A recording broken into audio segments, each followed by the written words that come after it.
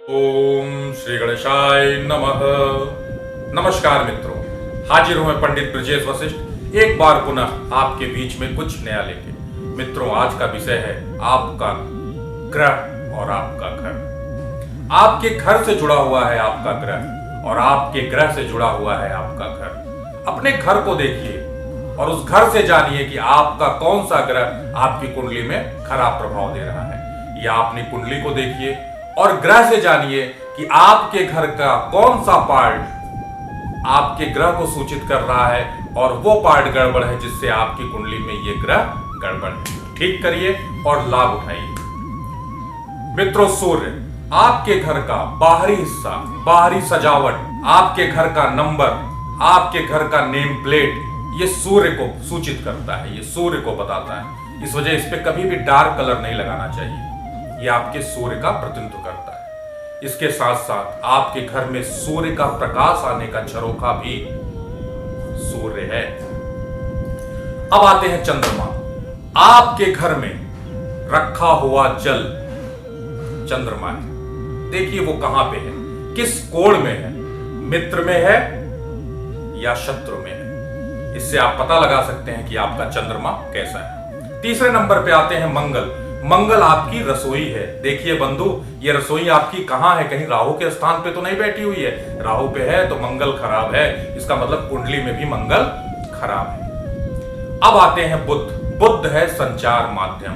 संचार माध्यम से जुड़ी हुई जितनी भी चीजें हैं वो बुध का प्रतिनिधित्व करती हैं। और अगर घर का बुध खराब है तो आपके संचार माध्यम बंधु गड़बड़ होंगे। संचार माध्यम से गड़बड़ सूचनाएं आएंगी।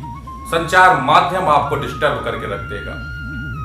अब आते हैं बृहस्पति। बृहस्पति है आपके घर के अंदर आने वाली ऑक्सीजन। घर के बाहर से जो हवा आने का झरोखा होता है उसे कहते हैं बृहस्पति। देखिए ये कम तो नहीं है, अगर ये कम है तो बृहस्पति आपका गड़बड़ है। या देखिए ये बृहस्पति कहीं दक्षिण से तो नहीं खुला हुआ है। दक्षिण से खुला होगा तो हवा तो आएगी, लेकिन दक्षिण स्थान किसका है, शनि का है, तो शनि और गुरु आपस में टकरा जाएंगे तो अच्छा नहीं होता है। अब आते हैं शुक्र। शुक्र क्या है, आपके घर की साज सज्जा शुक्र है, आपका सोफा शुक्र है, आपकी दीवारों पे बनी हुई पेंटिंग शुक्र है, आप अपने घर में सामान को किस तरह से रखे हुए हैं ये शुक्र है। कुल मिला के घर की पूरी सुंदरता शुक्र है। अगर आपका शुक्र अच्छा नहीं है तो आपका घर अंदर सुंदर नहीं हो सकता। कुछ न कुछ कमियां होंगी, कुछ न कुछ होगा जरूर। उससे आप ये जान सकते हैं कि आपका शुक्र कैसा है। शनि। शनि है घर की दीवार। कहीं दीवार फट तो नहीं गई है, कहीं दीवार में गैप तो नहीं आ गया है। शनि है आपके दीवार पे लगा हुआ प्लास्टर कहीं गिर तो नहीं जा रहा है, कहीं उसमें नमी तो नहीं आ जा रही है। बहुत अच्छा पेंट होने के बाद भी नमी उसे खराब कर दे रही है। शनि है आपके घर की बाह्य दीवार, जो बाहरी दीवार है वो भी शनि है। देखिए वो कैसा है। अगर वो ठीक है तो शनि ठीक है, अगर उसमें गड़बड़ी है तो बंधु आपका शनि गड़बड़ है। अब आते हैं राहु। राहु आपके घर की सीढ़ियां है।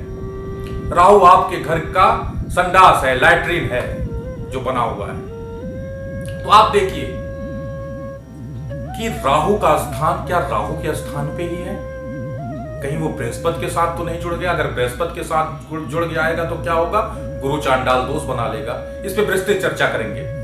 तो देखिए वो राहु कहां पे है, क्या वो सब सही स्थिति में है।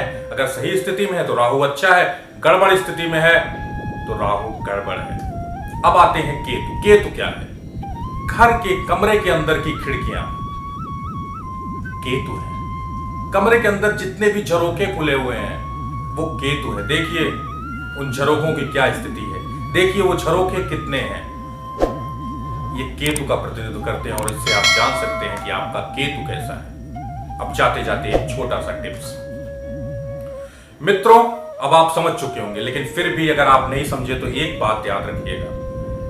आप अपनी किसी भी कुंडली सॉफ्टवेयर से कुंडली को निकाल लीजिए और किसी भी विद्वान से विश्लेषण करा के देखिए कौन सा ग्रह वर्तमान स्थिति में आपको कष्ट पहुंचा रहा है, और उस ग्रह का स्थान और उस ग्रह से जुड़ी चीजें जो मैंने बताया उस पर ध्यान दीजिए। निश्चित तौर पे वो गड़बड़ होंगी, तभी आपको वो ग्रह कष्ट दे रहा है। ठीक कर लीजिए।